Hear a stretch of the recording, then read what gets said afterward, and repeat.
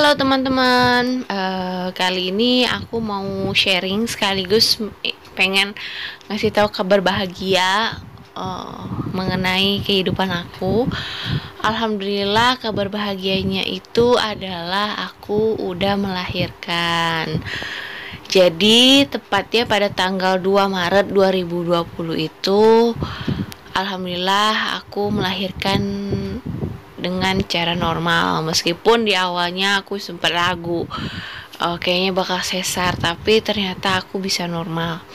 Nah, tanpa berpanjang lebar, kali ini aku langsung aja ya ceritain dari awal aku pembukaan atau dari awal aku kontraksi sampai aku ngelahirin. Jadi pada akhir bulan Februari kan HPL aku kan kalau ngikutin USG yang pertama itu, maksudnya tuh USG trimester pertama tepatnya pada 10 minggu itu HPL aku itu 1 Maret gitu. Tapi HPL dari bidan itu tepatnya pada 40 week itu pada tanggal 2 Maret. Nah, jadi kan aku udah prepare kan, paling nggak akhir Februari itu kalau misalnya cepet aku tuh udah nunggu waktu aja hitungannya kan. Karena HPL itu kan berpatok, karena HPL itu kan artinya kan hari perkiraan lahir, jadi bisa maju 2 minggu atau bisa mundur 2 minggu. Ya udah, jadi aku udah siap-siap kan pada akhir Februari itu emang udah mulai tuh perut aku tuh kayak kram-kram kayak mau hit gitu. Terus udah kayak mulai kayak kenceng hilang ya, istilahnya itu apa ya kemarin sebutannya, kontraksi palsu itu udah mulai gitu kan. Kemudian pada akhir Februari itu kan kontraksi palsu, tiba-tiba hilang tuh kontraksinya, perutnya itu jadi biasa aja. Nah, jadi ngerasa lah kok kemarin itu suka kram-kram gitu. Sempat mikir apakah mau ngelahirin, tapi kok makin kesini makin hilang gitu. Jadi tepatnya pas akhir Februari itu kan cek ke dokter ya, pada tanggal 26 Februari apa 28 Februari pokoknya aku ngecek sekalian USG, terus dokter ngasih tahu ini udah siap buat dilahirin, dia tinggal tunggu mus-mus aja. Nanti kalau misalnya udah keluar lendir darah atau udah kram banget, udah kontraksi banget, langsung ke IGD di rumah sakit. Jadi dokter nyaranin kayak gitu, dan aku disuruh datang 1 minggu kemudian. Dokter juga ngasih tahu sekarang rutinin HB ya tiap hari kalau bisa. Ya udah kan, jujur selama hamil aku udah lama banget gak HB sama suami karena aku ngeri. Jadi ya puasa dulu lah ya. Ya udah, setelah itu aku tetap melakukan aktivitas kayak biasa, meskipun perut kadang udah kenceng dan kepala bayi juga udah dibawa, meskipun aku lupa ya, kayaknya sih belum masuk panggul. Dan aku juga udah mulai rutin senam hamil, terus juga jalan nyeker gitu. Pokoknya tiap hari Minggu itu aku jalan keliling perumahan, dan ya berharap semoga bayinya itu mau turun. Oh ya, lupa, tepatnya pada saat aku hamil 8 bulan kan kebetulan aku itu minus ya dan pakai kacamata. Jadi kan ngeri kan, kalau kata orang lebih baik dicek dulu matanya, takutnya kalau misalnya nanti buat lahiran nanti ada apa-apa dengan matanya kalau misalnya lahiran normal kan. Ya udah, jadi aku cek dan alhamdulillah mata aku normal, bukan normal sih, maksudnya minus ada, tapi alhamdulillah bisa untuk lahiran normal. Lanjut. Nah, tepatnya pada tanggal 1 Maret itu aku inget banget, itu kan hari Minggu. Aku sama suami sempetin tuh CFD deket rumah. Jadi aku jalan nyeker kelilingin apa sih CFD gitu. Dan aku banyak banget jajan waktu itu. Aku juga sempat rencana aku pengen keliling mall, alias pengen nonton, pengen shopping gitu. Shopping ya banget ya. Pokoknya pengen cuci mata lah ya, sekaligus ya banyakin jalan gitu. Nah, tapi suami aku pada hari Minggu itu disuruh lembur. Jadi Ya udahlah kata suami, diganti hari Senin aja, nanti kita ke mallnya kita nonton gitu. Terus pas sorenya, tepatnya pas maghrib ya, aku tuh udah mulai ngerasa perut aku tuh udah mulai nggak enak.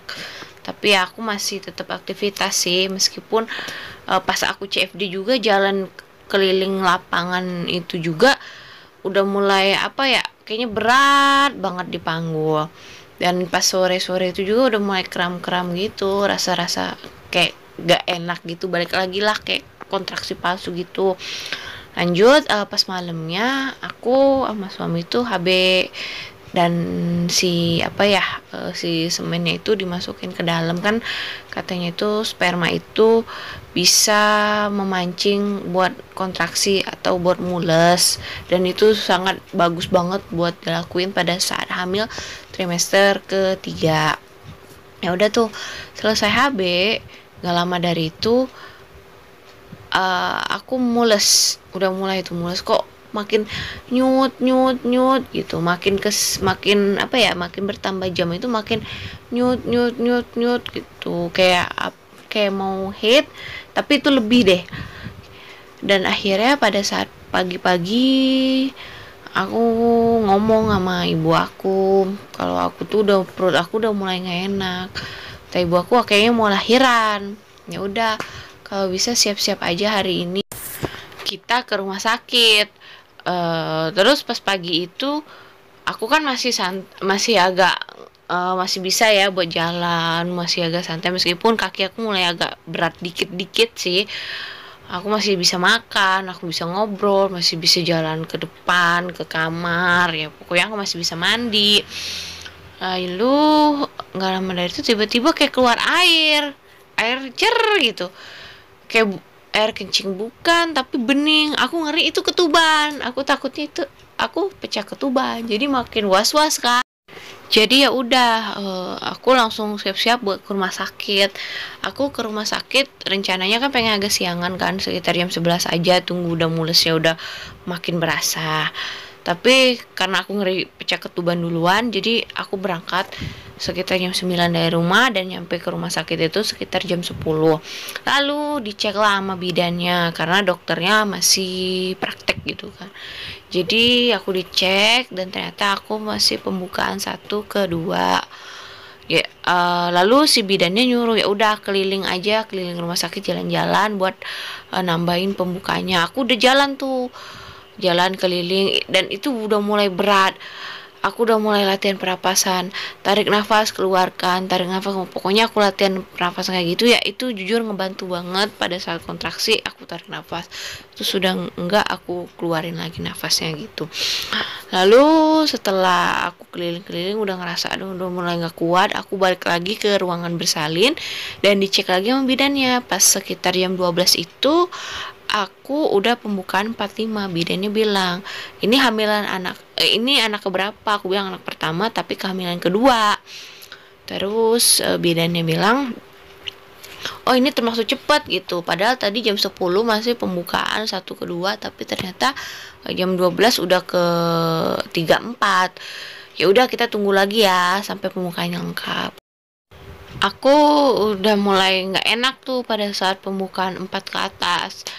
Jadi masih bisa ngobrol sih, tapi kalau kontraksinya hilang ngobrol, tapi kalau misalnya kontraksinya datang aku nyebut Allahu Akbar gitu, tarik nafas ya.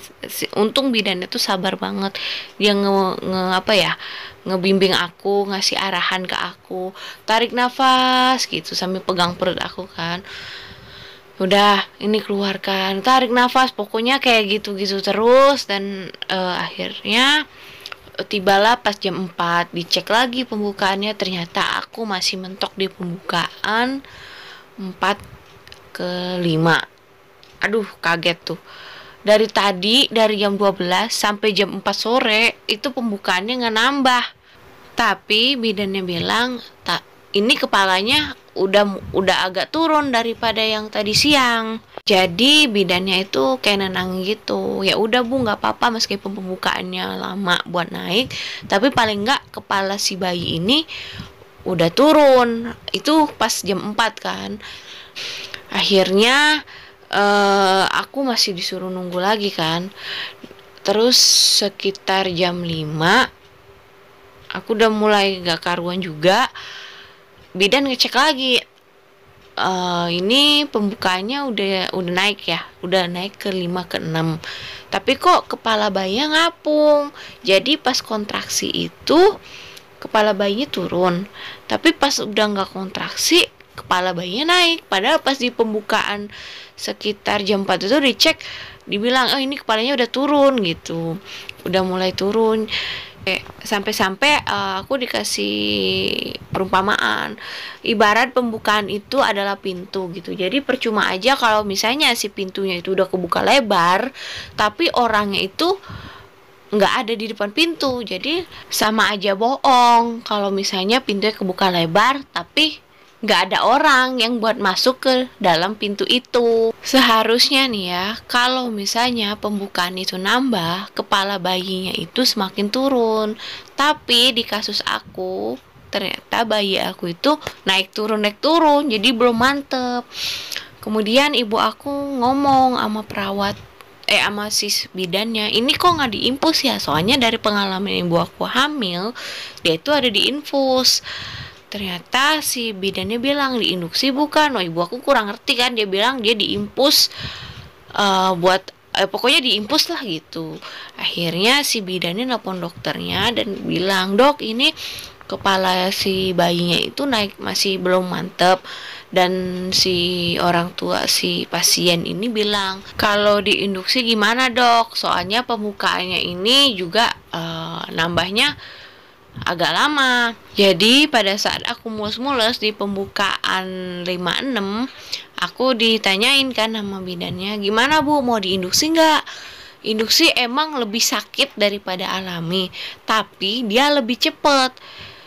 Aku sempet ragu sih, karena aku kan pernah dengarkan induksi itu lebih sakit mending alami gitu. Tapi karena aku bener-bener nggak kuat, ya udah daripada aku nanti ngeden kehabisan tenaga, ya udah induksi aja lah, aku pasrah mau gimana. Jadi orang tua aku, ibu aku sama suami aku dikasih surat pernyataan gitu buat diinduksi. Lalu aku dipecahin ketuban, dan pada saat dipecahin ketuban itu rasanya itu kayak air yang ngalir anget-anget kuku gitu deh. Kemudian aku diinduksi sekitar jam 5-an ya, sekitar jam 5-an diinfus. Gak lama dari itu udah mulai tuh pembukaan aku tuh langsung cepet. Rasanya itu udah mulai gak karuan. Pokoknya ya, aku nggak bisa jelasin dengan kata-kata. Intinya aku sampai pukul-pukulin suami aku gebukin suami aku. Pokoknya ya Allah, nggak gerasa banget kalau aku tuh gebuknya makin kenceng. Gebuknya kenceng banget ke suami aku gitu. Dan pada sekitar jam 6 itu udah pembukaan 8. Itu rasanya mantep, nikmatnya, syukur, alhamdulillah. Dan pada saat pembukaan 7 ke atas sampai ke pembukaan 9 itu rasanya itu pengen banget ngeden. Padahal sebenarnya nggak boleh ngeden kan. Pada saat kontraksi rasanya tarik nafas, hembuskan. Aku selalu dibimbing kayak gitu sama bidan, tapi rasanya pengen banget ngeden. Itu bener-bener nggak kuat banget, pengen banget. Jangan dikeden, nanti pas pembukaan 10 baru boleh ngeden. Sekarang tahan dulu, pokoknya aku dibimbing suruh nyebut nama Allah segala macem. Akhirnya tibalah sekitar 6:30 aku pembukaan lengkap. Kalau nggak salah sekitar 6:30 lah ya, atau jam 6 lewat lah ya, aku pembukaannya lengkap. Lalu aku udah dibolehin tuh buat ngeden. Jadi aku diajarin cara buat ngedennya. Kaki aku disangga pakai tiang gitu, aku disuruh pegangan di tiang, megang suami juga boleh, tapi aku pilih megang tiang. Lalu aku diajarin cara pernafasannya. Pokoknya kayak mau pup, lalu mata ngeliatin ke perut. Jadi pas kontraksi aku disuruh ngeden kayak pup. Buat di awal-awalnya aku agak kagok buat ngedennya, karena buat ngeden aku pakai apa ya, ngedennya tuh bukan kayak mau pup, bukan ke bawah udaranya, tapi ke dada, gitu. Itu salah, aku bilang itu salah, jangan kayak gitu. Jadi setelah udah beberapa kali mencoba, akhirnya aku bisa cara ngedennya, pokoknya kayak mau pup gitu. Dan dimulailah perjuangan aku pada saat ngeden. Udah berkali-kali ngeden, kata dokternya dikit lagi, bentar lagi, tarik lagi, dan keburu kontraksinya hilang. Ya udah, aku mules lagi, ngeden lagi. Pokoknya dalam satu kali kontraksi aku itu bisa ngeden 2 kali.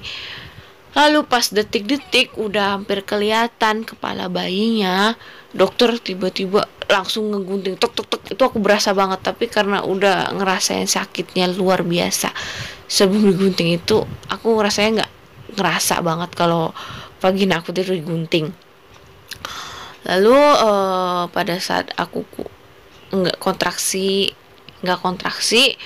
kepala bayinya tuh kan udah nongol kan. Ini Pak, lihat Pak, ini rambutnya udah kelihatan gitu. Ini tinggal bentar lagi, tinggal dikedenin lagi. Tapi aku udah keburu, udah nggak mules lagi. Jadi pada saat detik-detik mau lahiran, mau keluar bayinya, aku ngeden sampai 2 kali kan, karena satu kali kontraksi itu 2 kali ngeden aku bisanya. Tapi aku disuruh lagi, sekali lagi Bu, coba Bu, keluarin lagi tenaganya. Akhirnya aku ngeden, lalu alhamdulillah bayinya keluar. Itu berasa banget pas badannya itu keluar, rasanya lega banget, benar-benar lega. Alhamdulillah dengar suara bayi aku nangis. Lalu bayi aku dilap dan disedot dan dikasih ke dada aku. Dia nangisnya kenceng banget. Aku bener-bener senang waktu itu. Dan dokter juga pada saat itu sambil perut aku dipencet-pencet gitu, dipijit-pijit gitu. Terus mulai agak mules lagi tuh, ternyata lagi ngeluarin plasenta. Kemudian aku dijahit. Itu agak ngilu-ngilu sih, awalnya dibius 2 kali suntikan, lalu dijahit. Rasanya masih agak nyut, tapi aku udah lega banget. Bayi udah ada di dadaku. Itu artinya IMD ya, aku nggak salah ya, IMD. Aku senang banget. Itu agak lama sih, sekitar 1 jaman bayi di dada aku. Lalu aku udah mulai dibersih-bersihin, dipasangin pampers. Pokoknya alhamdulillah banget, perjuangan aku selesai. Akhirnya bayi yang udah aku tunggu selama ini udah lahir, udah bener-bener lega. Meskipun sebelumnya aku sempat berjuang kan, kalian udah tahu dari cerita-cerita aku sebelumnya, aku sempat promil itu. Dan sekarang aku udah bisa ngerasakan hasilnya. Alhamdulillah, aku udah ngelahirin. Oke, menurut aku sekian ya sharing mengenai proses kelahiran anak aku. Semoga bermanfaat. Jika kalian suka, jangan lupa like, comment, and share ya. Mungkin buat besok aku akan sharing mengenai perbayian. Ya udah, daripada aku udah banyak banget cerita, sekian ya. Sampai jumpa di video aku ataupun voice note aku selanjutnya. Bye.